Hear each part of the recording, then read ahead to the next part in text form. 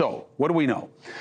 This Colorado decision was a big deal on a lot of levels, okay? The first one is that they didn't duck the case, which you could look at two ways. One, that was impressive of them doing their job instead of finding some procedural way to get rid of it like most of the other states have and the federal courts do all the time.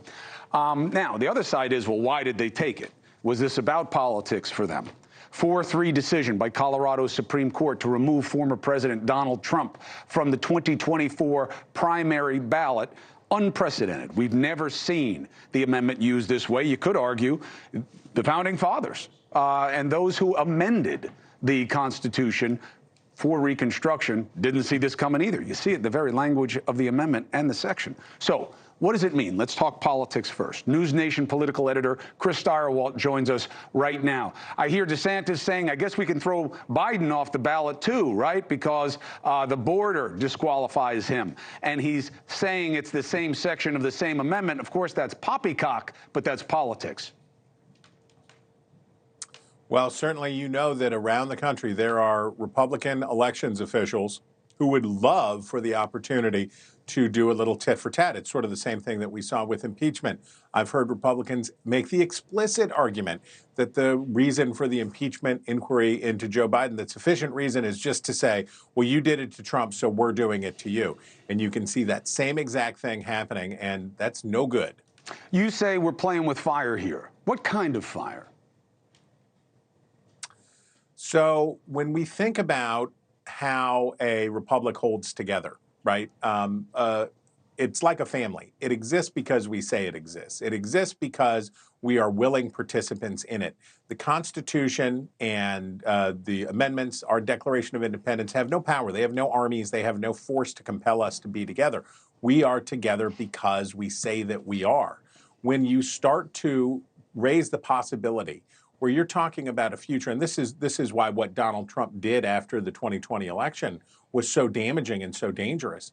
You raise the possibility, the moment where for the first time since the 1860 election, you have Americans and American states not recognizing the same president of the United States, where you have states where the division gets to the point where you have one president for one group of Americans, one president for another group of Americans, and after that comes the real heartache for not just the United States, but the whole world. So this is likely to go to the Supreme Court. They're likely to take it. Even the Colorado Supreme Court made allowance for that by staying the decision until January 4.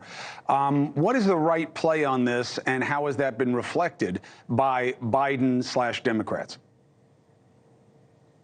Well, look, the right play on this, if you'll allow me a little 2020 hindsight, the right play on this was that the Congress, the Senate of the United States, would have acted expeditiously after January 6th to have convicted Donald Trump of something that he very obviously did, right? He sent an angry mob to the Capitol to try to disrupt the certification of an election that he lost. But Republicans said, well, we don't want to deal with this. We don't want to deal with this. And even people in private, people who told me privately, yeah, I know, but I can't vote that way. I can't do that. He'll be gone. He'll be done. But they didn't act to defend the dignity of Congress, the separation of powers, and all that stuff. Since then, we have heard a lot of ideas about how Donald Trump will be magically made to evaporate. He'll be magically made to go away, that somehow he'll just be taken away from us. The truth of the matter is, if Democrats somehow, and I don't think this happens, I think the Supreme Court is probably going to say, get out of jail free cards here. But if somehow Democrats were able to make Donald Trump go away, do you suppose that the other 47% of the country would say, well, there you have it. The Colorado Supreme Court said so, and the U.S. Supreme Court affirmed it, so that's good enough for us? No way. We have a serious legitimacy problem in our politics. Every presidential election since 2000 has been marked by the losing side raising serious questions about the legitimacy of the person in office, whether it was the Florida recount or whether it was birtherism or whether it is Trump is a Russian puppet or whether Biden stole the election.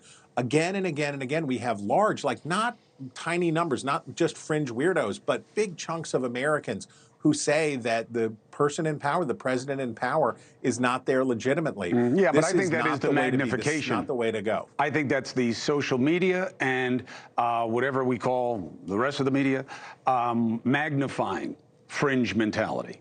Hey, thank you for watching. please go to newsnationnow.com, newsnationnow.com, and you can find NewsNation on your television provider. And don't forget to click the red subscribe button down below. Then you will get more of NewsNation's fact-driven coverage.